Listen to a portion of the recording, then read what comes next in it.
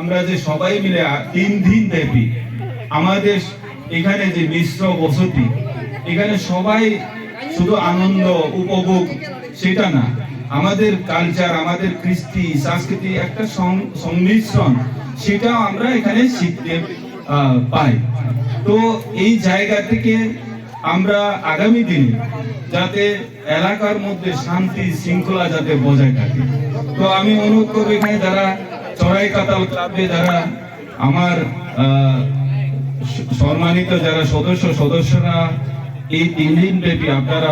এই মেলাকে কেন্দ্র করে এখানে বিভিন্ন অনুষ্ঠান আয়োজন করা, যাতে আমি অনুরোধ করবো তাদের শুধু দায়িত্ব নয়, ক্লাব তারা এই পূজা আয়োজন করেছেন, তার মানে শান্তি সম্প্রীতির ক্ষেত্রেই এখানে আমরা যারা ক্লাব সদস্যরা আছে তাদের না, আরক্ষা প্রশাসনে থাকতে পারে। আরক্ষা প্রশাসন আমার ক্লাব সদস্য ছাড়াও যাতে এলাকার সবাই মিলে এই যে 2 দিন গতকাল থেকে শুরু হয়েছে, আজকেও এখনো পর্যন্ত সুন্দরভাবে চলছে, আগামীকালও যাতে এই এলাকার সবাই যারা আপনারা যারা সম্মানিত যারা লোকজন আছে, আমি অনুরোধ করবো আপনারা সাহায্য করুন,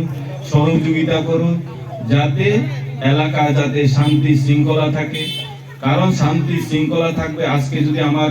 5,000 এখানে ভক্তবৃন্দরা যদি এসে থাকেন, আগামী দিনে আরো বাড়বে, আগামী দিনে 7,000 হবে, 10,000 হবে। এক সময় যদি এই শান্তি শৃঙ্খলা যখন আপনারা এই পূজা যখন পালন করবেন, তখন আরো মানুষ উৎসাহ হবে। আস্তে আস্তে এখানে পরবর্তী সময় একটা বৃহৎ একটা মেলা বসবে। তো এই কামনা আমি